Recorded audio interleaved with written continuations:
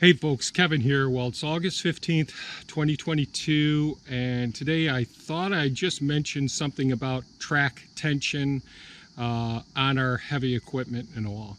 And so that's what I'm going to discuss. So every day, I've talked before, like I brought the Takushi TB290, which is also known as Elon, the excavator, which has been absolutely fantastic. The track tension on this excavator has been absolutely excellent. One of the things that is a goal is to try and keep the tracks as clear of debris. And the material that you can see down here is a lot of sand and almost a type of muck from working down by the beaver pond and all. So no rocks in this material at this time when I clean this out, but getting up and getting clean in around here is really important. And this one's in pretty good shape. Of course, we want to grease it frequently. We want to make sure that we blow all of the dust because it's so dry here. We're in our drought. So we use our leaf blower to blow the material out. These are the shovels or the tools that I use to clean it out. This is basically a tree planting shovel here. It's got mild curvature to it and it's got a long throat on it, and that really helps me to dig in and get into some of the narrow spots. When I got to dig in real deep, I use this edger, a garden edger, to get in there, and I'll probably end up narrowing down this small area here so I can get in even narrower spots. But those are the two tools I use, along with a leaf blower. Try to get this material out. I can bring these tools with me. Even if I don't get up here to fuel it up, I can bring it down with the utility vehicle and all. And yes, I did take out another mirror here. I was quite a ways away from one of the trees where the tree fell down. I think one of the herons or the osprey landed in the top of the tree and came down on top of this and wiped that mirror out, so I got to replace that. So the track that I'm going to adjust this morning is on the Hulk here, which is a Takushi TL12 V2. And one of the things you can see right here, you can see that there's a little bit of a down angle there. It sort of bellies down a bit here. And I've been keeping these tracks cleaned out every single day. I work up into all the nooks and crannies to get all the material out. Yes, this machine really does need to be washed pretty badly. But when I'm in the track loader, one of the things I'm always doing is listening to the sounds that are being made, because this is working in the stone piles, working in heavy rocky gravel material area and all. And so you can hear the equipment, the stones that all get caught up in the sprockets as they work away or between the rollers down here. So that's something. The other thing I noticed when I was driving was it looked like this track is moving sideways, and it actually isn't moving sideways when you're inside of it. What it is, it's going up and down as the tension is too loose in this track. So the thing that I've got to do on the other side, it isn't as bad. And again, this needs to be greased every single day when we fuel it up, clean out all the debris, and using the leaf blower to get all the dust out of here because it's been so hot and dry. This one also needs to be taken up tension as well. And I've already removed, these are 12 millimeter hex bolts here. I've loosened this one and removed this one so the plate can come over, and there's the grease zerk right there where we'll fill this up. But what we want to do is back the track loader up a few feet just to take any pressure off of the front idler and make it as snug as possible with the drive motor and the sprocket attached in there. So we'll back it up a little bit. I'll drop the front bucket down so that I can lift the tracks up, and we want to go to the central roller here and measure the distance between the base of the central roller and the track itself, and determine, I think they say 15 to 30 millimeters, like a half to just over 1 inch. You know, if I do my fingers like this, that'll give me an approximation of the distance between the track and this lower roller here.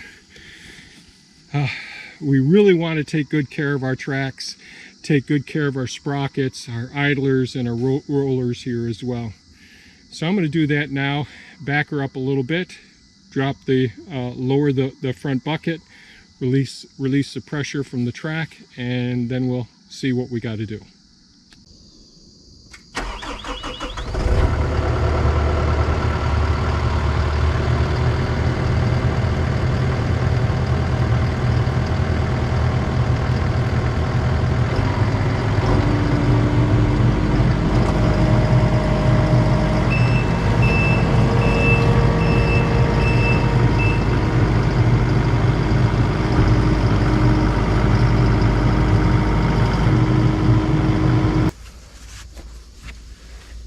Okay, we could see that there's some tension to take up on here. We want to work this up by filling the grease zerk here with some grease. We're going to extend the cylinder going forward, and that's going to put more pressure with the idler wheel pushing up against the track and raise up this lower track. So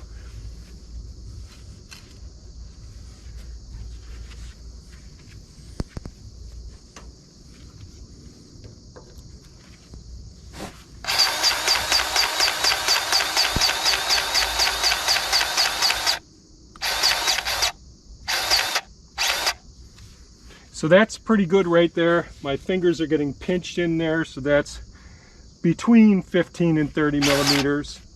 I think that's in pretty good shape. So, and by loosening the bolt, that you know, the nut that this grease zerk is attached to, that will allow the grease to come out of the hole.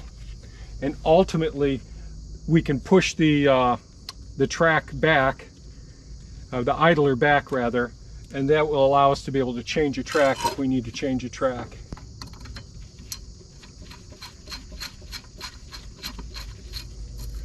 And again, this is filthy right now, but we'll clean it up later.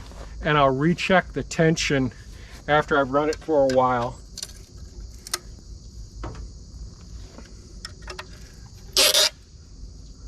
Don't over tighten these buggers. Boy, I've done that a couple of times and snapped these bolts right off.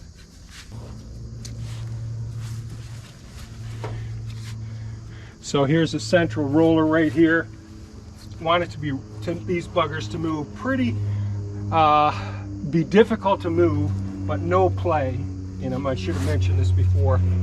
Going down with each one of the rollers and all. And they're all in great shape.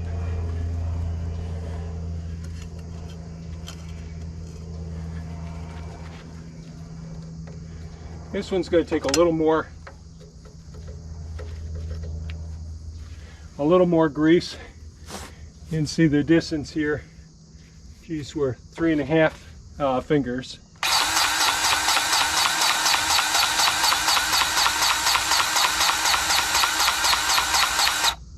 All right, getting pinched in there pretty well.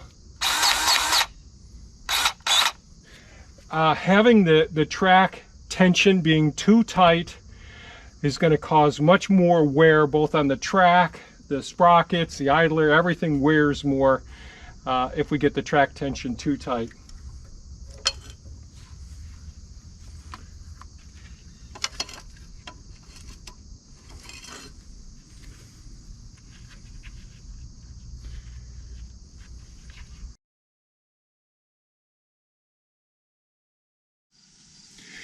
Okay, track tension is great. I moved it around a little bit after taking up the tension and covering up the cover plates after greasing the zerk.